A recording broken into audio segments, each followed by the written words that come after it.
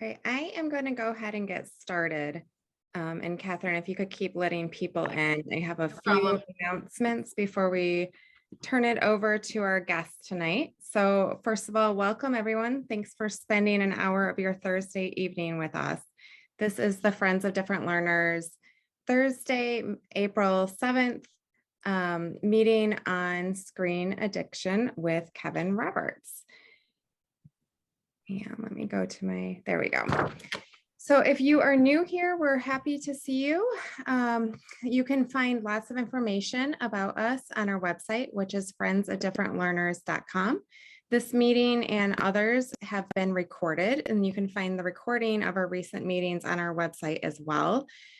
We are an independent organization made up of parents, BPS staff, teachers, administrators, and others in the community working towards optimizing the education of the students within our school district.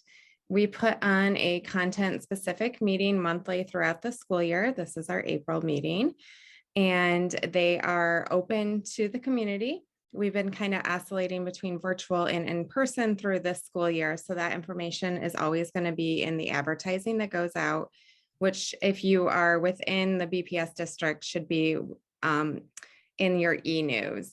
We also have a Facebook community that's quite active, which you can find at Friends of Different Learners on Facebook, and our meeting information is always posted there as well. You can become a member of Friends. That information is on the website. We do ask for a $10 annual membership fee. And we put that towards lots of amazing things. So please go ahead and join and support us. We give grants back to the schools to support our different learning community, among other things we do with that money. As I said, we put on a content specific meeting on a monthly basis. So our school year is coming to an end here, but we will have our semi-new now BPS Assistant Superintendent of Student Learning and Inclusion. I just say semi-new because she started this school year, but she is well into that position now, and that's Miss April Imperial. She will be our speaker for our May 5th meeting, and she'll be discussing her top priorities, what she's working on for the remainder of this year and for next. If you have any questions about what BPS is doing in the space of curriculum, social emotional learning, inclusion, she is going to be the one to address those. So that's going to be a great meeting. I know right now the math curriculum is up for review, but reading is going to be shortly behind that. So if you would like to know the direction BPS is planning to go, or what Miss Imperial is thinking we're going to be going towards, that's going to be a great meeting. And then our June 2nd session is our planning session for the next school year. We invite you to join us, especially if you have any ideas of who you think would be great speakers for our community for next year, or maybe you yourself are a knowledge expert in an area and can share that with us. So that is Thursday, June 2nd. Our meetings are always at 7 p.m. One more thing before I turn it over to our speaker tonight. As you guys may have seen in our e-news going out, BPS has started their math review for K through 8. It's a multi-year process. They are hosting a drop-in event next week for parents to come and feel and touch and see some of the top contenders for materials that they are considering advancing in the process. It is especially important that they hear from the different learning community. So if you have a child that struggles with math, please pop into one of these events. But even if you don't have a child that struggles with math, if you have a child that's been in BPS K through 8 math recently, and especially so if you have a different learner, please drop into one of these events if you can. They really need to hear some feedback, and especially so from our community. So that is my last announcement. I'm going to stop sharing my screen. So Kevin, let me make you, I think you can take over the share, but let me introduce our speaker tonight. Who we have tonight is Kevin Roberts. So Kevin Roberts specializes in helping individuals with cyber and screen addictions. He has over 20 years experience helping different learners and unique young people succeed. He is deeply steeped in the knowledge of brain science and the traps surrounding the overuse of technology. He has been involved in brain research studies relating to technology use the last 5 years with Children's Hospital of Michigan. The seminars he gives around the world, the books he writes, and his coaching work all have one aim: to empower his clients to use their natural gifts to change the world. Kevin says, "I want to leave people with not only knowledge, but also with passion and energy to make real changes in their personal and professional lives." Fluent in 6 languages and the author of 4 books, Roberts has given seminars in several countries and been featured on television and radio in the US, UK, and Canada. You can find his books on Amazon, and he will give you a link this evening for a free download of Get Off That Game Now, the Essential Family Guide to Healthy Screen Behavior. So Kevin, we are delighted to have you here tonight. I'm going to turn it over to you. And you let me know, do you want people to put questions in the chat for you or wait till the end? How would you like to proceed? Well, what kind of advocate for ADHD people would I be if I didn't strongly encourage people to chat and make comments all during the presentation? So I think, Stacy, that we should have people make comments. I've opened the comment window and I'm going to check it. And your last name is Macris? Wait a minute. You went mute on me, Stacy. Sorry about that. Yeah, it's pronounced Macris. It's Greek. It used to be much longer, but they shortened it when they came over. I know some Macrises, so that's okay. Good. All right. Well, so great. So are you ready for me to roll?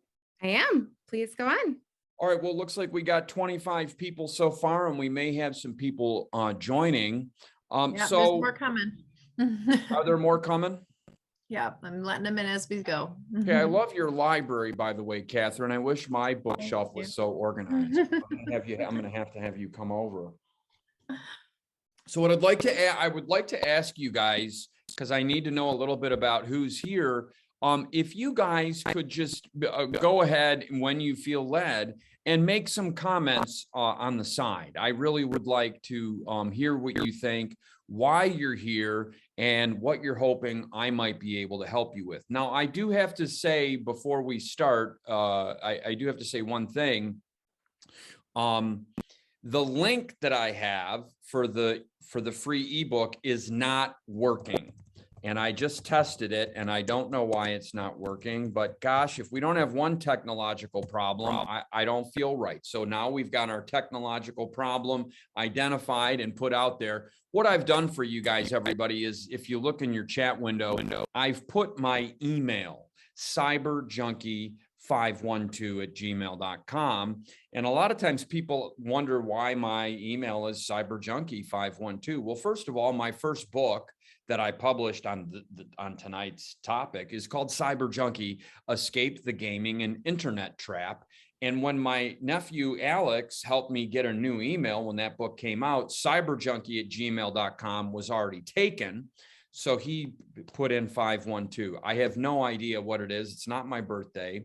So that's my email. So if you guys email me at cyberjunkie512@gmail.com, I will gladly send you the link once I figure out what the problem is, because I don't want to send you a bad link. And I do these things through Constant Contact. So sometimes the links go stale. I don't understand it. That's not my area of expertise.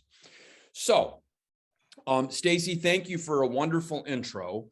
And the first thing I want to say is that if you're here, first of all, it's friends of different learners, and one would suspect that you might have a different learner in your life. And as a lot of you know, different learners are certainly much more susceptible and much more prone to excessive screen use. Now, I have done a great deal of work with Children's Hospital of Michigan, which used to be called Detroit Children's Hospital. And one of the things that we've learned from our brain research studies is that when we've had a number of kids participate in our studies. And here's what, so the reason I'm telling you this is because I want you to understand that before you take what I'm telling you tonight, and before you read, I'm going to give you a free copy of Get Off That Game Now, the Essential Family Guide to Healthy Screen Behavior, and the Kevin Roberts tote bag for a $25 donate. I'm just kidding. I need my own tote bag, by the way. That's one of my life goals, to have my own tote bag. But what I want you to understand is, when you read a self-help book, it often says this book is not meant to substitute for professional advice. Well, coming here and listening to me tonight and being part of this fine Friends of Different Learners group that I'm so fond of, this is not a substitute for professional advice. And I'm going to talk a little bit about brain studies that we've done as a way of highlighting and reinforcing that idea, because I don't want you to go away from tonight and I don't want you to be like afraid and, oh my God, we've got to do what Kevin said right now and we've got to get this problem handled. Because I'm going to tell you something. I have had parents do these things. And when I do one of these presentations, it's very common, not every time, but almost every time I do one of these presentations, somebody calls me 3 or 4 days later because their child has had a meltdown. Now, I'm going to tell you a few of the meltdowns. Now, meltdown is a very amorphous term. I'm going to give you some specifics, because really, for some of the things that have happened, meltdown is not the appropriate word. Now, some of you, look, we're all friends here. We're Friends of Different Learners, and we're all friends. So if you want to tell me in the chat window some of the things that are going on in your family, I want you to feel free to do that, and I will address it. But I'm going to tell you some of the things that have happened after people have seen me in person or seen me in a webinar. And then a lot of times when I talk about what's going on in the brain and the seriousness of this condition, parents, man, they go right into action. Like they get back home and they turn the internet off, and they decide that, they're going to go on to Verizon or AT&T and shut everybody's phone off. I mean, they take that drastic steps. So the first thing I want you to do is understand that is not a good thing. I'm going to tell you a couple of the things that have happened. I've had parents that the week after they saw me do things like take away games from their kid, like right away. And I've had walls punched. I've had holes in drywall. I've had doors broken. I've had temper tantrums.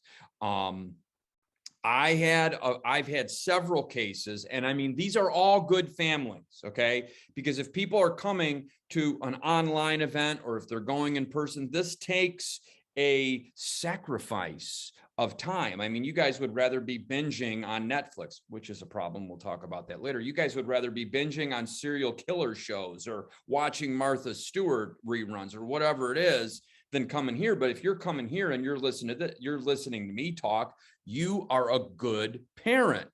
You are a well-meaning, loving parent who cares about your child.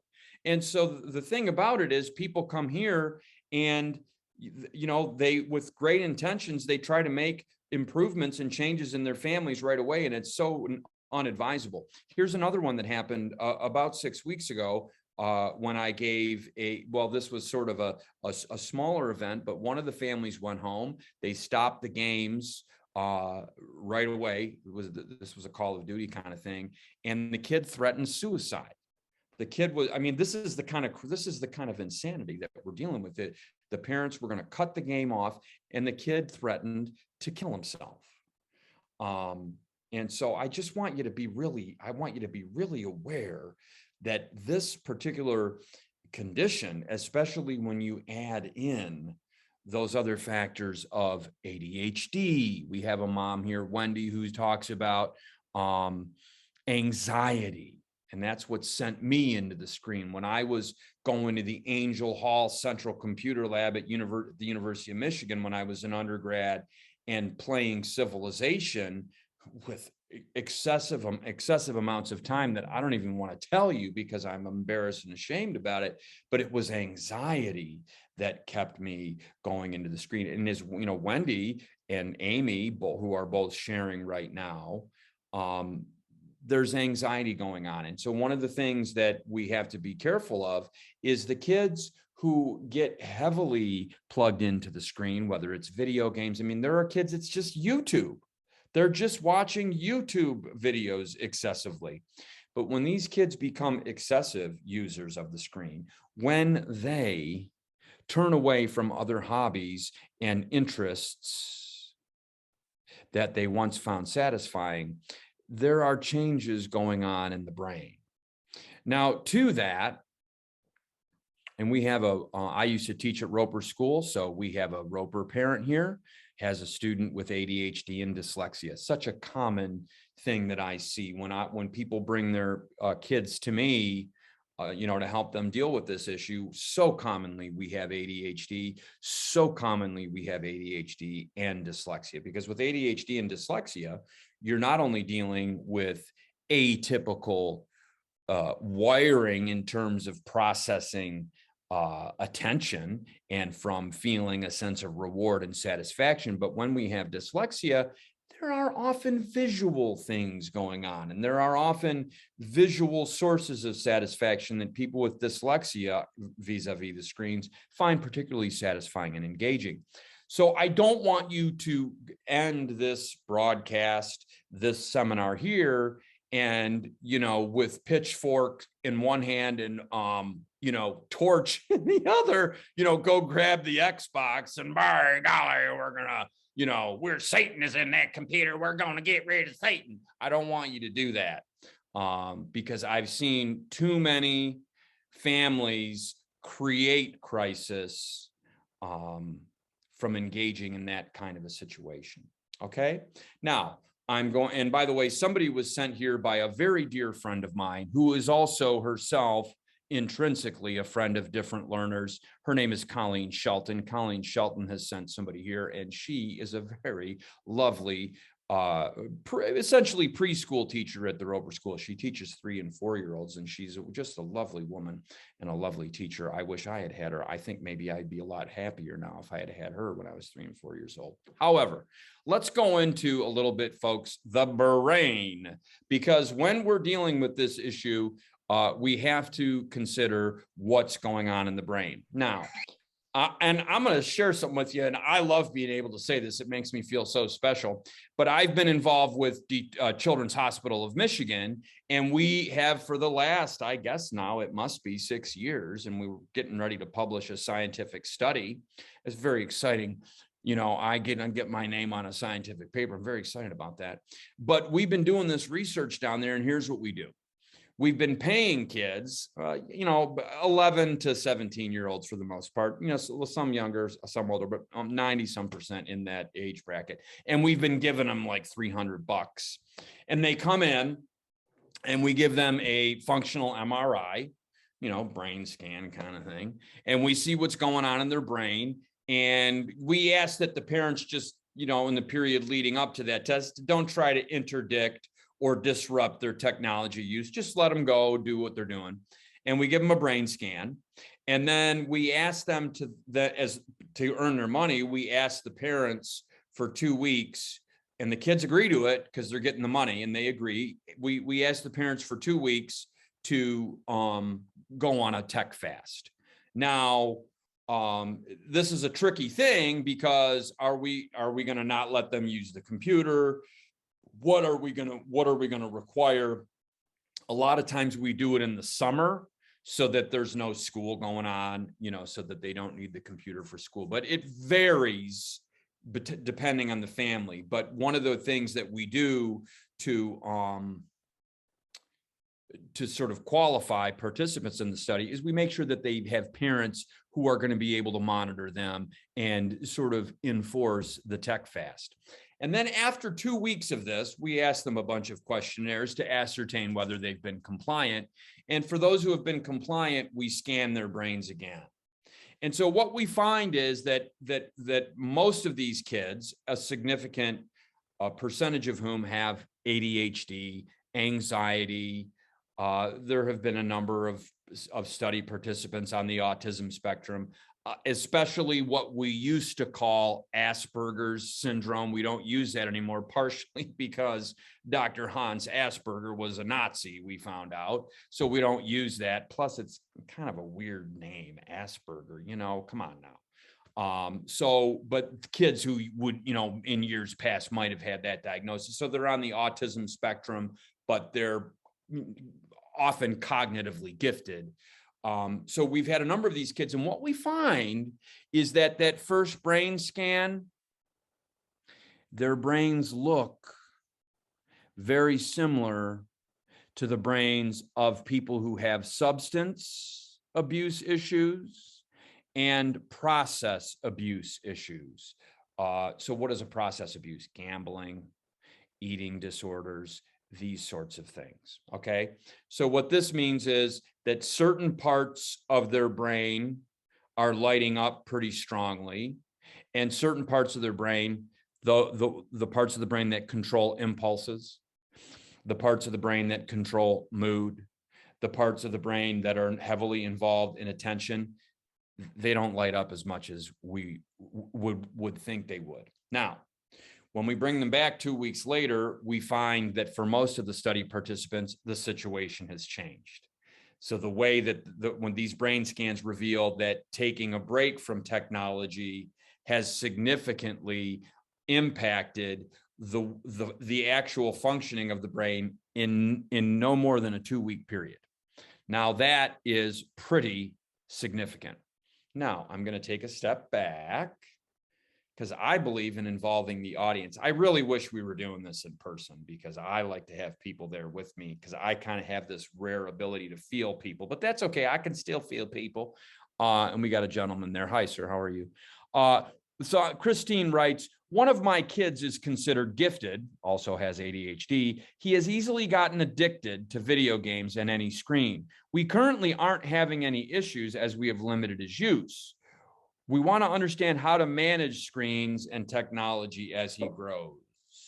Well, that feels like a really great question to go into, doesn't it, Catherine? Wouldn't you agree? So I think that's what most people want to know. They want to know, how do we manage? Is that Len? Hi, Len. How are you? I hope Pam comes too. A lot of people want to manage the screens before they get out of control. Christine, it would be nice if we know your son, if we knew your son's age, because that would sort of help to govern my remarks. But let's just talk about this for a second, okay? So I alluded to this situation of 6 weeks ago, and I worked with this wonderful family. Mom is a corporate lawyer.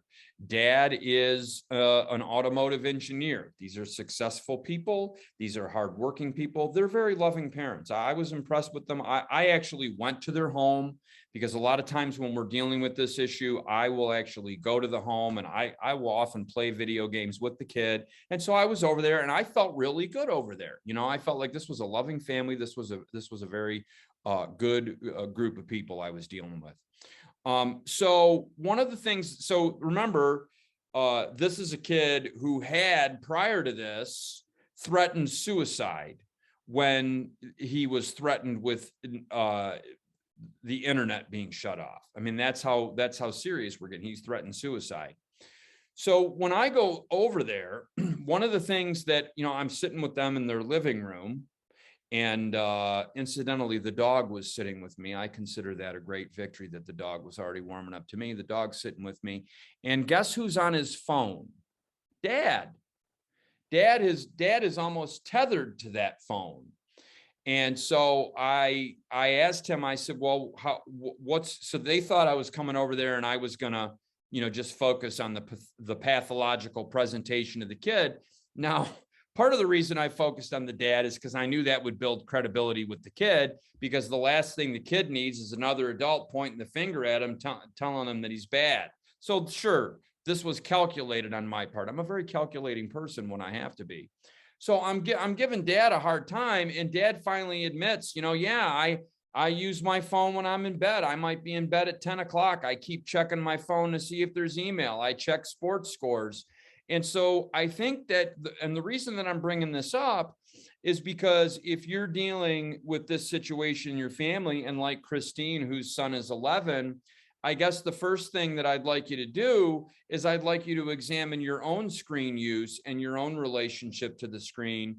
Because, you know, if you have a child like Christine's son, and he also has ADHD and he's also gifted, so he's probably really good at rationalizing why it's okay for him to use his phone. I think it's really important, Christine, for you, and I don't know how much or how little his father is in the picture, but whoever the other, if there's another source figure, another parental figure, it would be important for you guys to lead the way to sort out and look at your own screen behaviors and let that be the thing that you lead with. Because if we're always leading by shedding light on the kids, it's not going to work. It's just going to be another conflict, and your boy's only 11, so he hasn't hit adolescence yet. And so when he hits adolescence, this might just be something else that's going to breed into more, child parent conflict. So the first thing that I would like to tell you is look at your own screen behaviors first. Look at your own phone usage. The thing I hate about doing these webinars is I don't get people right in front of me and get their immediate feedback. And that's okay. I can keep talking, All right. So let's talk about, and I really want to have some comments. How many people we got in? So we got like 30 people. I've only got a couple people commenting. I'm going to go back to Shani's comment in a few minutes. But before we do that, let's talk about a few small things that we can do to begin to, the book that I'm going to send you for free, Get Off That Game Now, The Essential Family Guide to Healthy Screen Behavior. That book is going to tell you the same thing I'm telling you right now. If you want to help your kid, you got to first help yourself. You got to look at your own screen issues. You got to look at how tethered you are to the phone. Here are some questions, and these questions I'm going to ask you in the book as well. And by the way, I'm going to put my email up here again because the link is not working. And I'm gonna, if you email me. Kevin, there is one person. I don't know if you can see everybody, but Erica has her hand up. Do you want her to unmute? Oh, hi, Erica. How are you? Yeah, you know what? And I'm really, look, I was telling people to comment, but actually I love what Erica's done. I saw that hand. I'm like, what's that hand for? Now I know it's her hands up. I'm so glad that you took the bull by the horns, Erica. Please, I'll get to you in just one second. Let me just finish that thought so I'm not being too overly ADHD. So there's my email again in the chat window, cyberjunkie512@gmail.com. If you send me a message there and say, Kevin, please send me that free ebook along with your tote bag, and I'll send you my tote bag when I get it. I'd love to send you that book because, again, I don't think you should listen to me tonight and then go with your family and try to make a bunch of changes with your family and, take drastic steps like cut off the internet, take the Xbox and stick it in your trunk, take the Xbox and put it, at dad's or mom's office, or God forbid, like that one father did, put the Xbox in the yard and run it over with a lawnmower. I don't want you to take extreme steps because you're just going to add more conflict to the situation. Erica, thank you for raising your hand, and I would love to take your question. Yeah, so I have a teenage daughter. She's 16.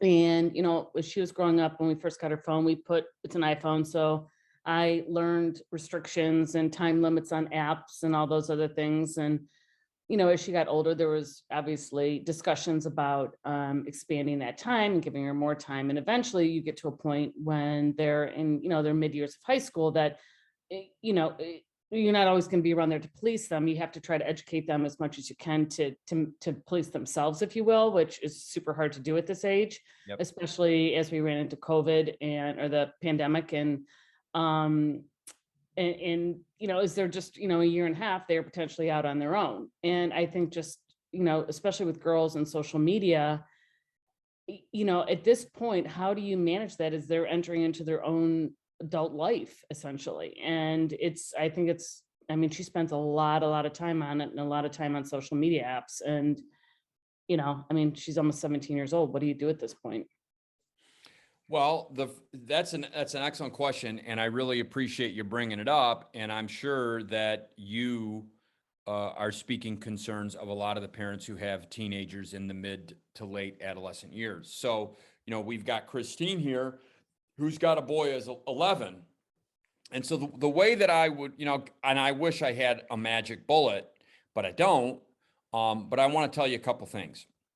First of all, as early as possible, you have to shape a shared view that excessive reliance and excessive use of the screen is a problem.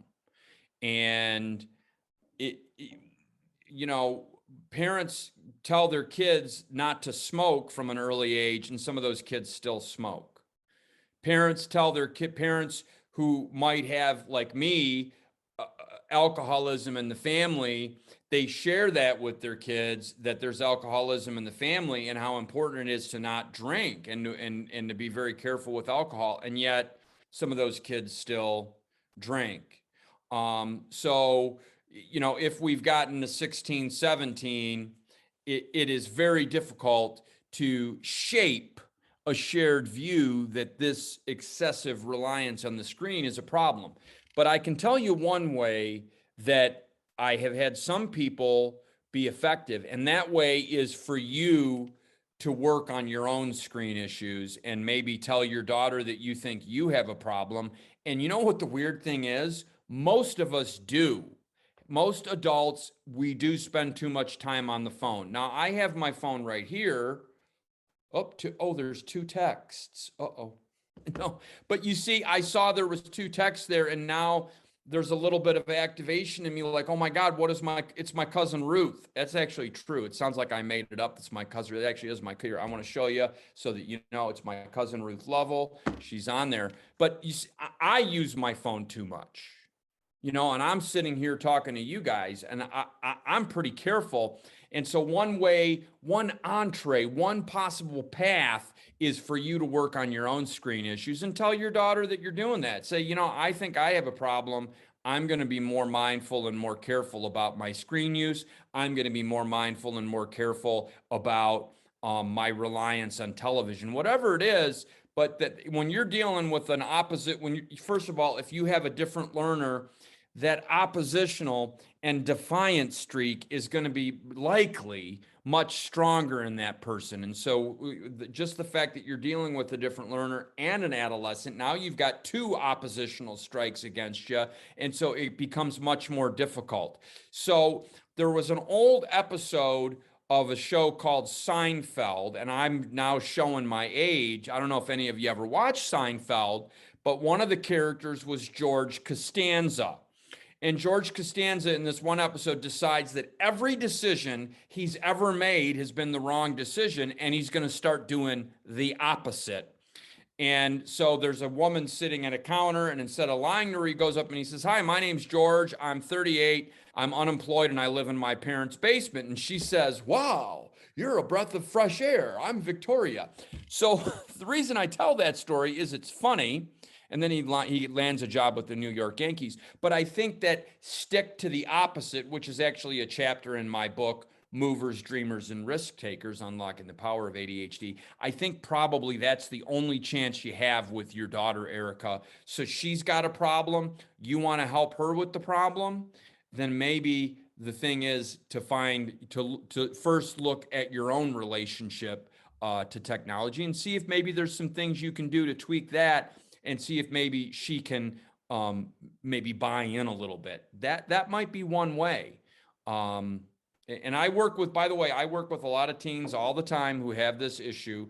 And the way that I am able to connect with them, where many people aren't, is that I lead into, hey, I have a problem. This is a problem for me. This is what it did to my life. And here's how I try to keep things together. But gosh darn it, Jimmy, I'm not going to lie to you. Sometimes it gets out of hand. I've got a question here from Andre, and I'm going to read it because I think it's a good one. I have a 9-year-old who has ADHD and is on the ASD spectrum. At first, I thought he was getting nothing from playing Roblox, but now I notice that his spelling is better, thank you, because of using the chat feature. He is coding and building worlds on Roblox and is confident. I used to have the hardest time waking him up in the morning, fighting every day, and the hardest time getting him out of bed. What has happened is that I give him the choice to go to bed now and the option of waking up earlier and playing 20 minutes in the morning extra, and it worked. I let him play games after homework. He can earn extra time if he does worksheets. It's a great point. Andre, and thank you for bringing that up, because I have had wonderful things happen with that Roblox game. I've also had a lot of bad things happen. And I just had a guy on the autism spectrum who I've worked with for a number of years, who's 23, who got a job as a coder. He passed the coding certification. I think it's a Cisco certification, if I'm not mistaken, and he's now getting a job as a coder. So there are opportunities and there are positives to this. And I love, Andre, how you guys have sort of managed to find some positives and managed how to take this problem, turn it around, and find some positives in it. Now, as I read that, I know there are some parents out there who are probably saying, yeah, but do I want video games to be the only thing that motivates my kid? Is that, is there nothing else that motivates him? And you can see that for every solution, for everything that works for one family, it may not work for another family. And so again, I come back to the crucial importance of finding a way to shape a shared view of the problem. And that is certainly what I do. I'm going to take another question because I really like that there's questions here. I have an 8-year-old with ADHD and dyslexia who loves video games, says Sarah. How do you manage that balance of allowing him to have the enjoyable outlet after working so hard during his days at school versus it going too far and becoming an unhealthy habit? That, I don't know if you have a therapist, but that is certainly something that I would either get a coach or a therapist, and that's something that I would continually bring up. And Sarah, one of the problems is when you have somebody who's ADHD and dyslexic, and this is the different learning feature, the feature of different learners, we get a lot of fingers pointed at us all the time. And the finger pointing and the you're not doing it, you're not good enough, you're not doing it good enough. This really weighs on the psyche. And so it often becomes a balance. How much do I criticize? Do I always want to transmit that message that something's not right? Something's not good enough? It's a very, very tricky balance. By the time these kids get to adolescence, a lot of them have had so many fingers pointed at them that there's a heaviness. They're weighed down. So gosh, we have to be really, really careful, and we have to find a way to have these conversations and transmit these messages in a positive way. I'll tell you, I'm going to tell you a story to let you know how pernicious this problem can become, because you can see by the questions, by the comments, it's so complex. It's so complex. I mean, here's Andre, and Andre's had great success. And there's going to be another parent who probably did something very similar to Andre, and it blew up. So, I don't want you as parents to beat up on yourselves. This is an incredibly complex problem. And I have to change things around a little bit because I don't want to, this family lives locally, but I have a family where the kid was 12 years old, and they read a book, and he's a huge video game addict. I mean, huge. Like, they'd catch him gaming at like 3 a.m. when he was 10 years old, that kind of level. And they read one of my books. Andrea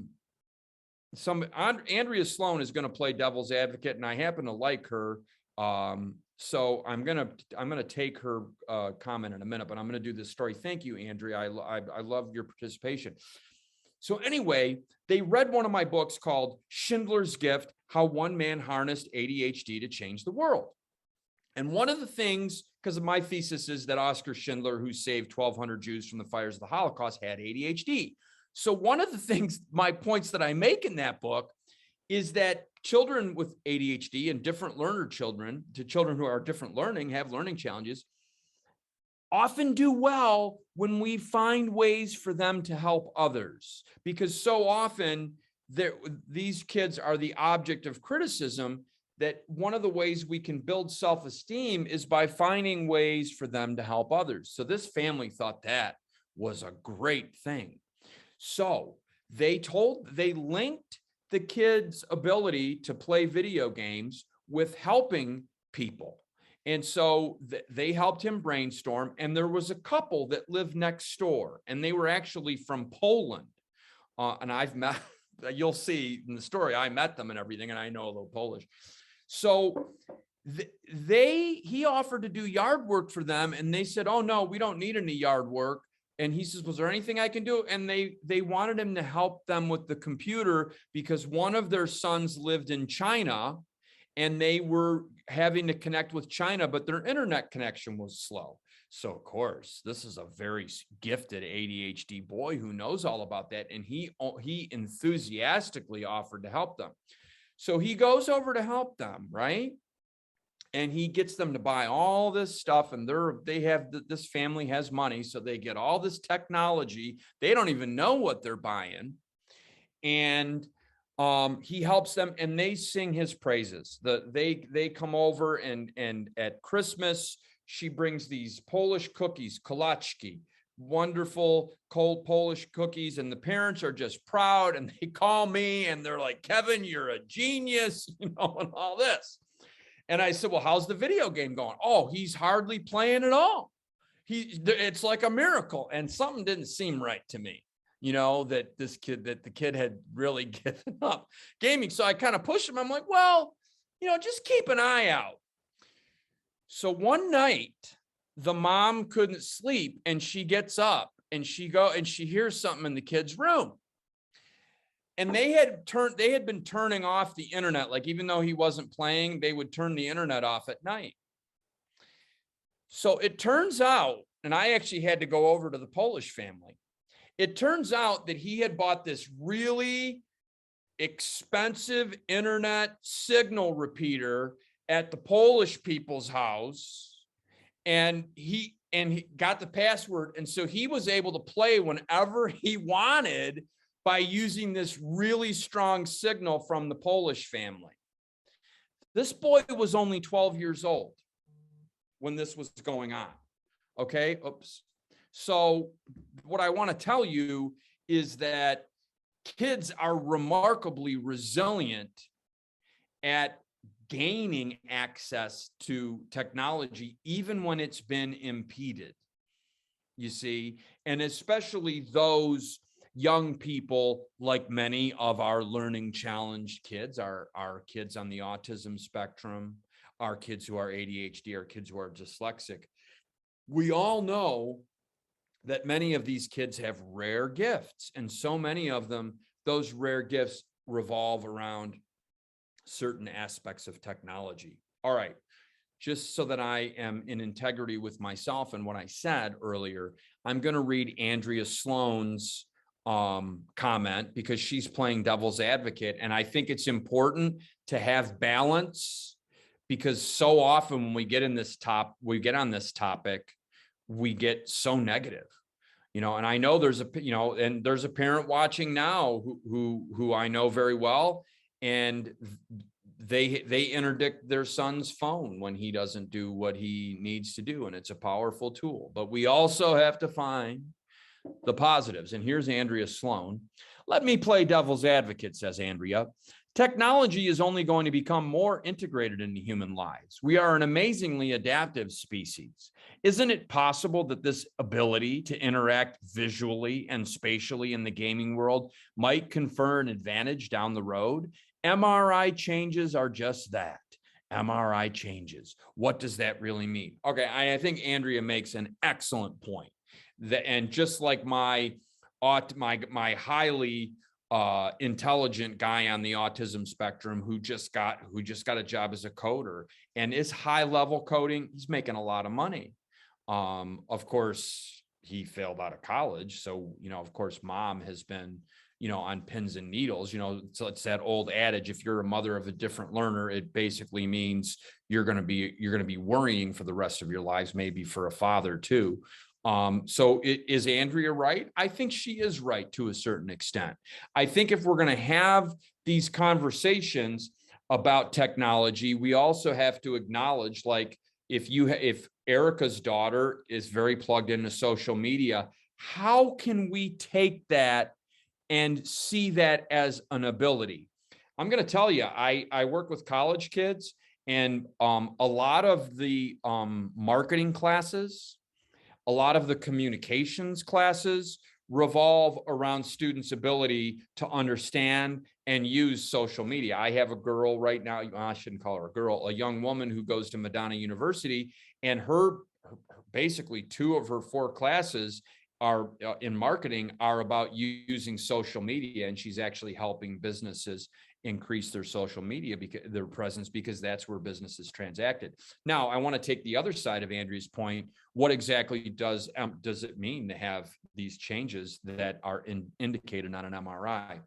What it means, Andrea, is that when I transact the world, when I process the world in a way that is overly dependent on technology, whether it is an attachment to social media, whether it is video gaming, whether I have FOMO. Are you guys familiar with FOMO? Fear of missing out. That really is one of the psychosocial features underneath a lot of teenager social media use.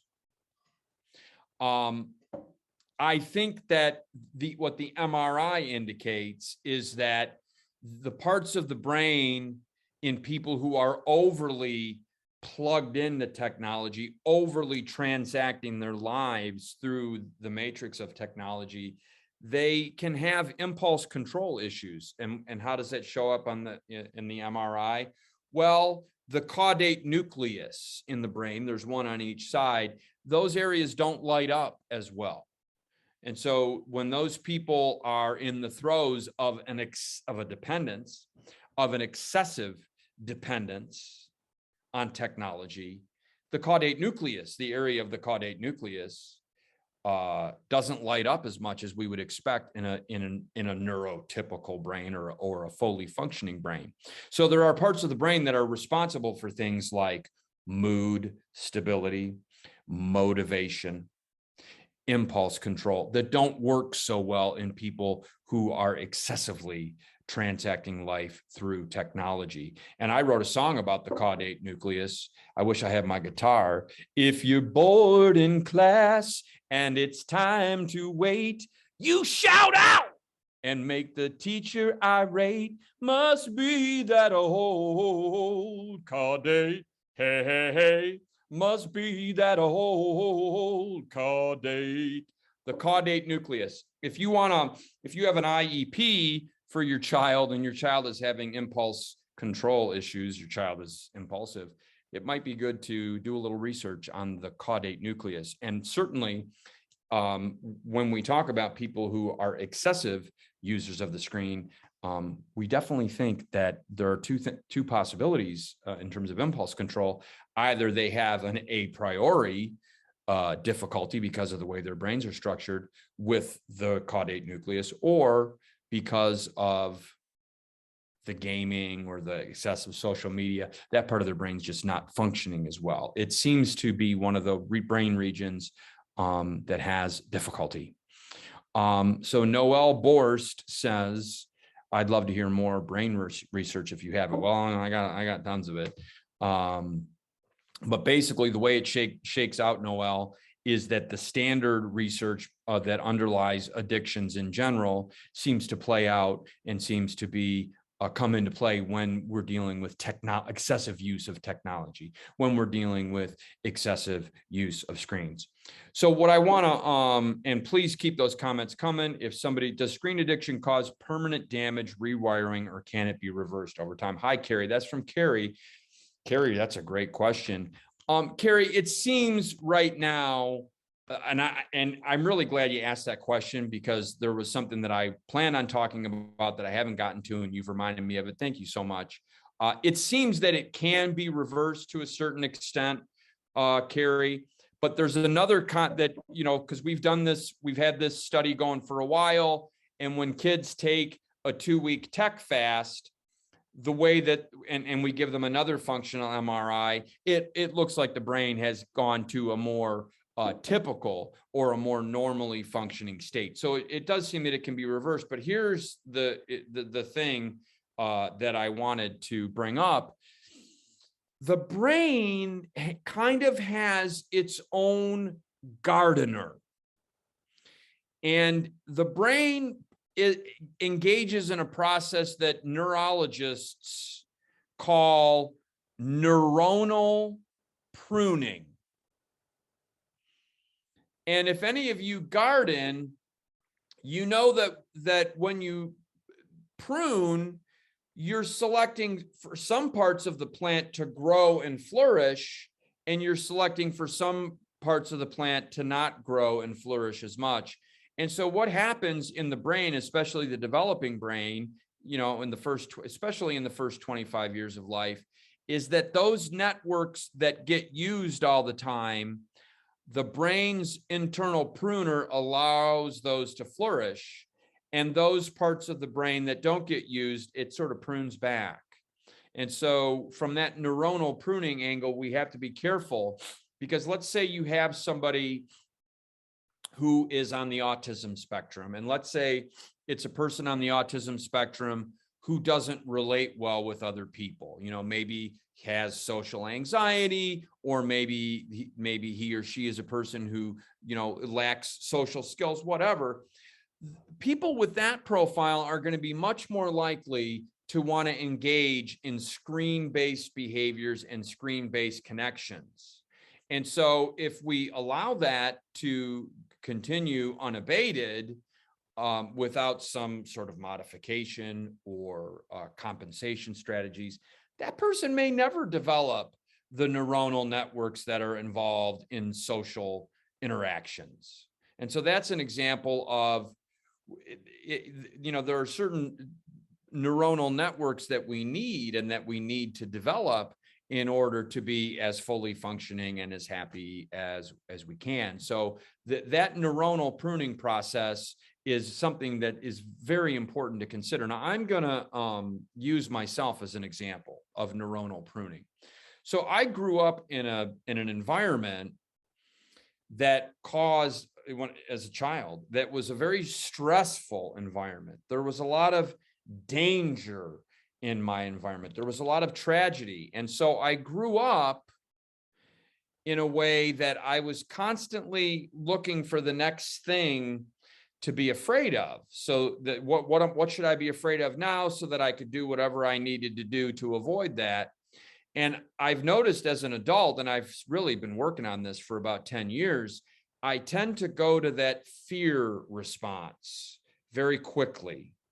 And it's related to how I was raised. No, nobody, you know, said, well, we're going to raise him to be afraid. It's just the nature of how my particular being reacted to the intense stress of my upbringing. For some people, it's anger. You know, they have danger.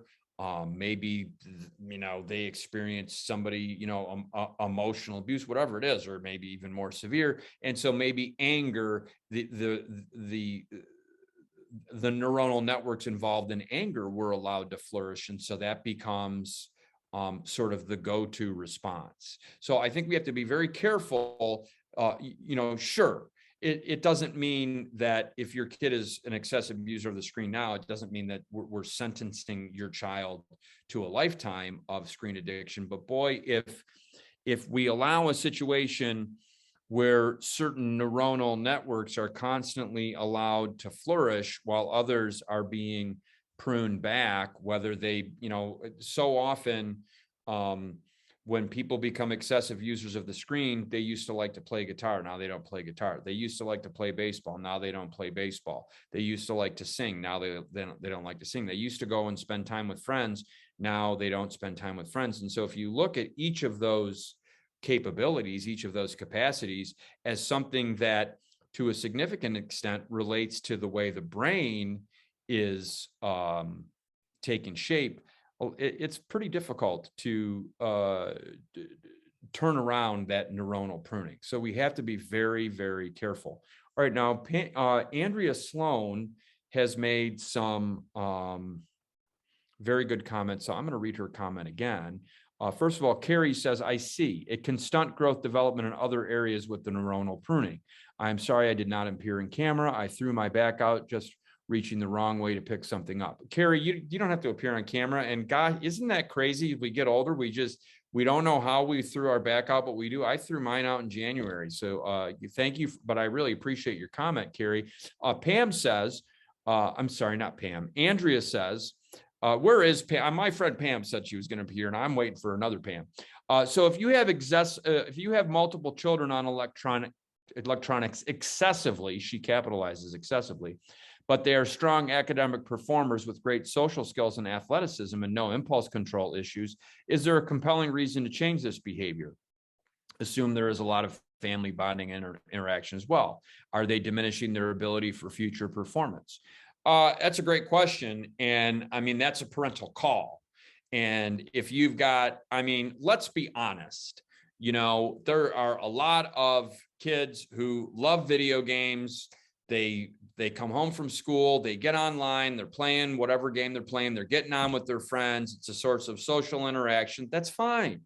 You know, if they're reaching developmental milestones in school, socially, there's great interaction with the family. What's the problem? Right. That's what we have to look at. We have to take the overall picture, and we have to also realize how life is being transacted.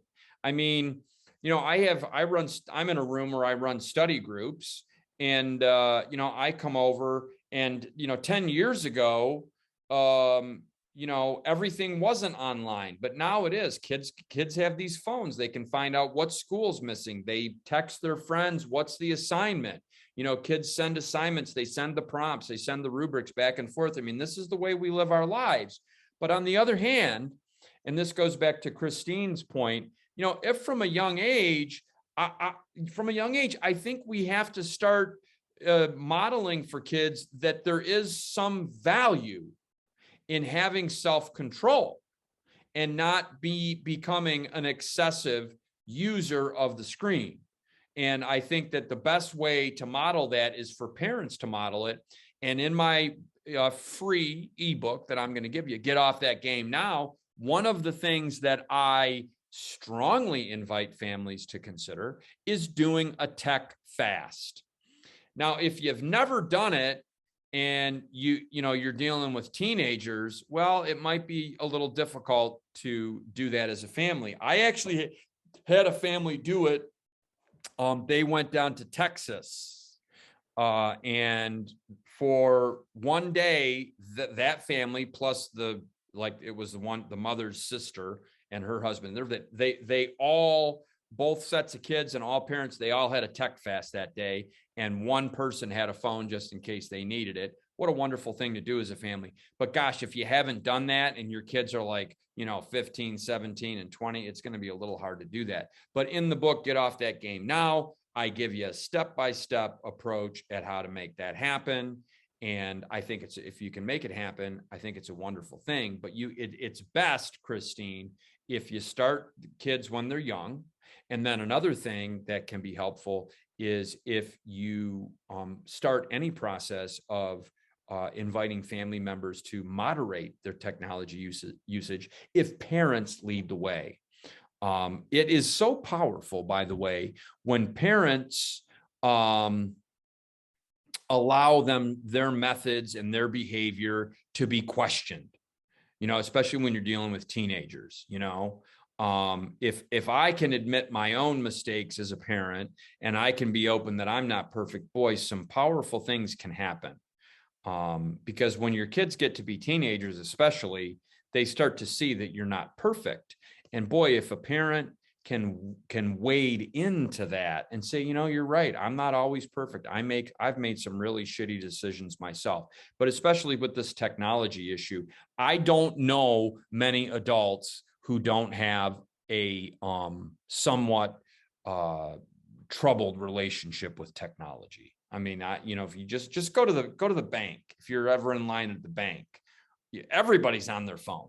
We don't know how to stay off. We don't know as a society how to have, just a little bit of alone time and just reflect and just be mindful. We don't know. We're losing that ability. And I think it's a powerful ability. Mindfulness is one of the most important things in my life. And it's the reason that I can focus. It's the reason that I write books. It's the reason that I write songs. It's the reason that I can stay present enough and focused enough to give seminars like this and to engage with people and not fly off into, I call it fly off into ADHD space. But mindfulness is what allows me to do that. I think it's Christine said, oh, hello, Catherine says, we are losing the ability. That's another phone call. I'm going to wait. We are losing the ability to have small talk with strangers. I think that's true. Because when I'm interacting with that phone or however I'm interacting with technology, it's kind of self-absorbed. If you watch people who are on their phone, I like being in line at the bank, and I know most of us aren't going to the bank anymore, but whatever, if you're at the mall and you're waiting in line, notice how nobody can stay off their phones. People are not making small talk. They're plugged into their phones. Go to I go to Trader Joe's. I like Trader Joe's. Wait in line. People are on their phones when the cashier is ready to ring up their order. People are on their phones. They don't even, they're not even paying attention. It's a self-absorbed state that most of us are in. So that's why I say all of us are the problem. And, I agree with Andrea that the world is becoming more technologically driven, and that it's good for us to be attuned to that and to be ready to handle those challenges and to be technology adept. But I think as well, we are definitely the victims of neuronal pruning that is increasingly pruning back those networks that are necessary to social interaction, to connecting one-on-one with other people, and simply, as Catherine says, to make small talk. Catherine says, my kids actually think I'm weird when I strike up a conversation while waiting in a line. Well, Catherine, I think you and I ought to start shopping together, because this is what I do. And I was at Meijer the other day, and there was a woman from Alabama there. She's in Michigan now. And we were talking about, we talk politics, but we were of the same persuasion, and her kids were there, and they were like, oh God, she's doing it again. I mean, we were there for 10 minutes. If you want to torture your kids, it's a great way. But I really think that we are losing some social orientation. And I think it's a bad thing. I think it's a really bad thing.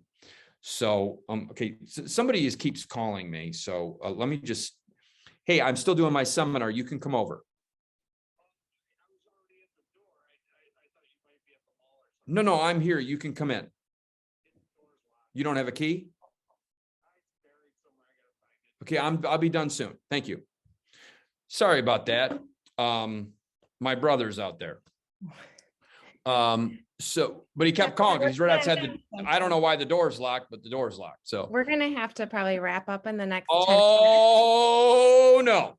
But I do want to put your email back up here in the chat for anyone that's come in late. Kevin is offering us a download of his ebook, Get Off That Game Now, The Essential Guide to Healthy Screen Behavior. So just shoot him an email and he will get you a link to that. I'm also going to put your website because it has a lot more information. And then there is one person with their hand up in the audience as well. Okay, and I will take that question. It's a friend of mine, and so hold on one second, my friend. Okay, yep. So you can email me there, cyberjunkie512@gmail.com. It may take me a day or two because I got to figure out why the link isn't working. And then you can also, you can go my website, kevinjroberts.net. J stands for Joseph. And I have a Facebook parent group too, Navigating Life and Laughter with Your Unique Learner. And come in there and I do all sorts of videos. They're usually funny, but I do all sorts of videos all the time. Yes, Len, what is your question, sir? I just want to say thanks for the share tonight. This has been really good stuff. I like the Tech Fast idea. Kids are going to kill me. I have come up with a new theme for my son's phone, and I call it the thief. It's the thief or the robber. Yeah. And I asked him numerous times, what's the value in what you're looking at right this second, A? And what were you looking at yesterday that you remember right now? Because when I grew up, I got the sports scores every morning at 7 o'clock on the doorstep from the newspaper. Whether the Tigers won over or won under, it doesn't matter until 10 o'clock tonight. That was one. And the other side of it is, where's the value? Where is the value creator in your behavior right now? Because this phone and your time on this screen is robbing you of your experience in life, whether it's academically, whether it's socially, interaction, sports, conversation with your peers, with your parents, with your friends. We had a family friend come over who was on like a Man in Nature event with his school, and he was not on his phone for like 6 days. This kid could have done cartwheels and jumping jacks. He was so happy not to have that freaking noise going on in his head for that period of time. It was incredible. And so I think the more we talk about it, the more it's discussed, and it's not my job. We point our fingers at what our kids are doing wrong all the time. Why you on it? Why you on it? I've gotten this paradigm shift to where you tell me where the value is right now and what you're doing with the phone, I'm good. And you'll notice that on occasion, he'll turn it upside down and engage in whatever we're doing. So Sounds like a great plan. Thank you for weighing in, sir. yeah, thank you. Yeah. Kevin, before you go, can I Yep. just get you to address, there's one question in the chat that we haven't addressed yet, and it looks like a parent who the kids are so engrossed that in their screens that they can't even brush their teeth, keep track of time, or recognize that they're hungry. And when they finally get off the screens, they're racing to the bathroom and addressing the basic human needs. And they're looking for a happy medium. Do you have any comments for where to start? It sounds like they're pretty deep in it. That sounds like things have gotten out of control. And it sounds like they need that. Maybe that might be a family therapy situation. That might be time to get some professional in there to help you navigate that. And maybe we need a reset button. Okay. To use an appropriate metaphor. Yeah. So yeah, and I address a lot of that stuff in the book. So send me an email, I'll get you the book. Okay. Thank you. You guys have a great night. It's always a pleasure. Thanks, Kevin. Thank you so much, Kevin. Okay, Thanks, Mike. Kevin. Bye, everyone.